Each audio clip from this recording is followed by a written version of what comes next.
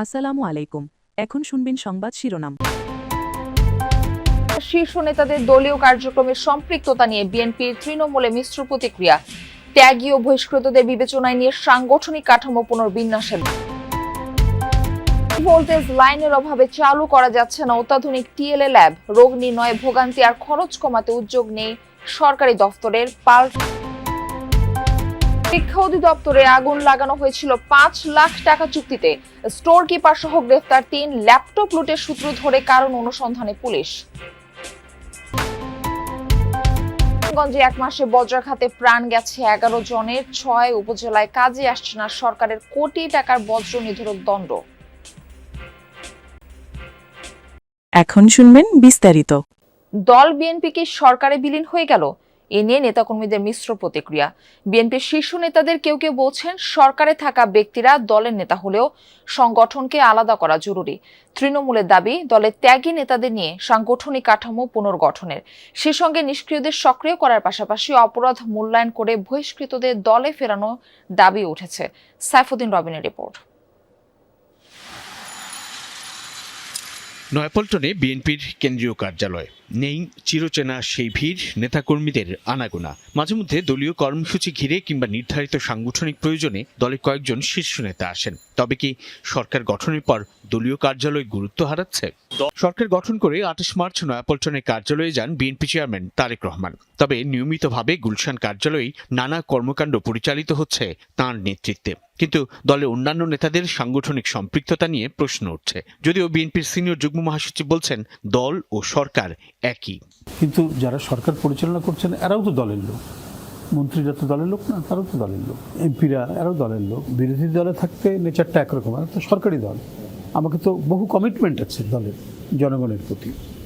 তো আমরা যদি প্রতিনিয়ত শুধু মিছিল মিটিংয়ের মধ্যেই সীমাবদ্ধ থাকি, এখন তো দল আমাদের রেসপন্সিবিলিটি। হ্যাঁ, একটা অপোজিশন এরা করতে পারে। এরকমটা অনেকেই বলেন যে বিরোধী দল কোথায়, এখন তো শুধু সরকার দেখছি সব জায়গায়। কথাটাকে ঠিক এই মুহূর্তে একদম পুরোপুরি উড়িয়ে দেওয়া যায় না। তবে আমার মনে হয় দলের দিকেও আমাদের হাইকমান্ড নজর দেওয়া শুরু করেছেন। ত্রয়োদশ জাতীয় সংসদ নির্বাচনে স্বতন্ত্র প্রার্থী হওয়া কিংবা দলীয় প্রার্থীর বিপক্ষে অবস্থান নেয় তৃণমূল থেকে কেন্দ্রের বিপুল সংখ্যক নেতাকর্মী বহিষ্কৃত হয়েছেন। এর সঠিক হিসেবও নেই দলের কেন্দ্রে। এছাড়া সরকার গঠনের পর থেকে অনেক নেতাকর্মীদের মধ্যে নিষ্ক্রিয়তাও আছে, যাদের মূল্যায়নের দাবি উঠছে বিএনপির বিভিন্ন স্তর থেকে। আমরা তো বিয়োগের রাজনীতি করি না, আমরা তো যোগের রাজনীতি করি।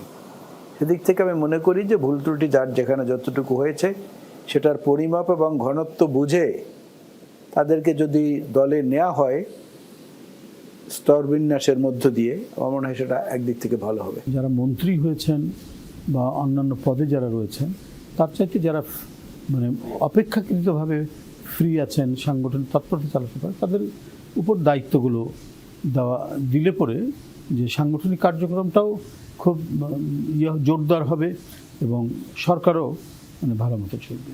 বিভিন্ন ক্ষেত্রে বিভিন্নভাবে একটা শূন্যতা তৈরি হয়েছে।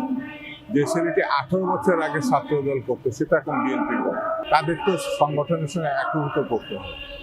এই একীভূত করা হচ্ছে পুরাতন এবং নতুনের সমন্বয়ে গতিশীল একটি নেতৃত্ব প্রতিষ্ঠা। বিরোধী রাজনৈতিক দলের সরকার বিরোধী যে কোনো অবস্থান মোকাবেলায় সংসদের বাইরে দলের সাংগঠনিক ভূমিকার উপর গুরুত্ব দিচ্ছেন বিএনপি নেতাকর্মীরা। ল্যাব প্রস্তুত, জনবলও আছে, তারপরও 6 মাস ধরে পড়ে আছে 25 কোটি টাকার টিএলএ ল্যাব। উচ্চ ভোল্টেজের বিদ্যুৎ সংযোগ নেই রাজধানীর আগারগাঁওয়ের ন্যাশনাল ইনস্টিটিউট অব ল্যাবরেটরি মেডিসিনে। পাশের আরেকটি সরকারি দফতর থেকে এই সংযোগ পেতে দফায় দফায় চিঠি দিয়েও সহযোগিতা না পাওয়ার অভিযোগ উঠেছে। অত্যাধুনিক এই ল্যাব চালু হলে রোগ নির্ণয়ে ভোগান্তি কমবে রোগীদের। দেশের প্রথম কোনো সরকারি স্বাস্থ্য প্রতিষ্ঠানে বসেছে টোটাল ল্যাবরেটরি অটোমেশন বা টিএলএ ল্যাব। হাসান মিজবার প্রতিবেদন। পা ফেলার জায়গা নেই। প্রতিদিন 7 থেকে 800 মানুষ আসেন ল্যাব টেস্টের জন্য। টিকিট কাটা, স্যাম্পল দেওয়া সহ সব জায়গায় দীর্ঘ জট। মানসম্মত পরীক্ষা নিরীক্ষার জন্য এই ভিড় মেনে নিতে হয় সেবা প্রার্থীদের।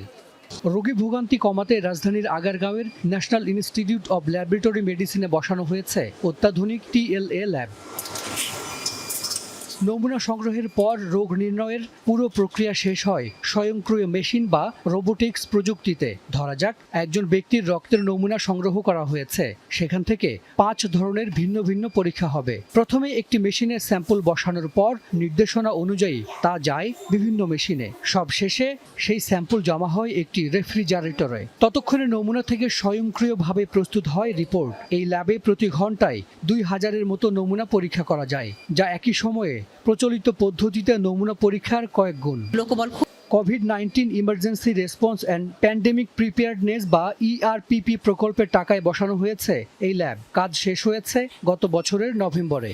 এসসির সমস্যার সমাধান হয়ে গেলেই আমরা এই ল্যাবটা চালু করতে পারবো, এবং তার সাথে আমাদের সাবস্টেশনটা রয়েছে। সাবস্টেশনটা এখনও আমাদের ওটা পুরোপুরি কার্যক্রম শুরু হয়নি। সাবস্টেশনের কার্যক্রম চালু হয়ে গেলেই আমরা এই ল্যাবটা চালু করতে পারবো আশা করছি। ল্যাবরেটরি মেডিসিনের পরিচালক জানান, হাই ভোল্টেজ বিদ্যুৎ সংযোগ আছে পাশের তথ্য কমিশনে। সেখান থেকে সংযোগ পেতে সাবস্টেশন প্রস্তুত এবং সড়কে খোঁড়াখুঁড়ির কাজ করে রেখেছে ডেসকো ও PWD।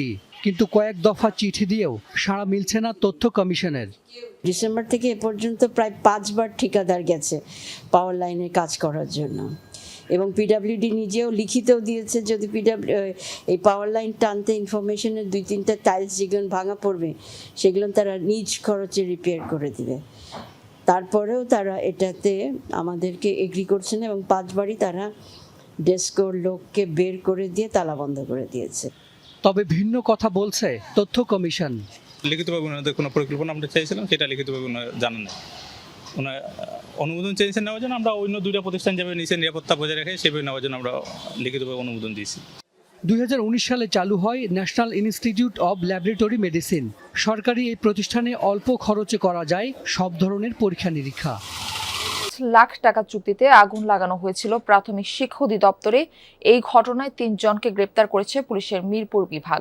শনিবার সন্ধ্যায় ডিএমপির মিডিয়া সেন্টারে সংবাদ সম্মেলনে মিরপুর বিভাগের উপ পুলিশ কমিশনার মোহাম্মদ মুস্তাক সরকার জানান, কার্যালয়ের কর্মকর্তারা এই ঘটনায় জড়িত। অধিদপ্তরের স্টোর কিপার আসমাউল ইসলাম বোরকা পরে শুক্রবার ভোর 5টায় আগুন দেয় স্টোর রুমে। এ সময় রুমে থাকা 735টি ল্যাপটপের মধ্যে পুড়ে যায় 202টি। এছাড়াও উধাও আরও 83টি ল্যাপটপ। আগুনের ঘটনায় আসমাউলের সাথে জড়িত আরও 2 কর্মচারীকেও গ্রেপ্তার করেছে পুলিশ। এই ঘটনায় সম্পৃক্ততা পাওয়া গেছে হৃদয় নামে একজনের, তাকেও গ্রেপ্তারে অভিযান চলছে। আমরা যখন নিশ্চিত হওয়ার পর আমাদের টিম তাকে গ্রেপ্তার করে হেফাজতে নেয়। হেফাজতে নেওয়ার পর এটার কারণটা কি প্রাথমিকভাবে জিজ্ঞাসাবাদ করে সে তখন জানায়, এবং এই ঘটনার সাথে আরও কারা কারা জড়িত এই বিষয়টাও সে জানায়। এবং এই ঘটনার সাথে জড়িত সে ব্যতীত আরও 3 জনের নাম প্রাথমিকভাবে আমাদের জানায়, এবং 3 জনের নাম নিয়ে আমরা তাদেরকে চিহ্নিত করে এর মধ্যে 2 জনকে আমরা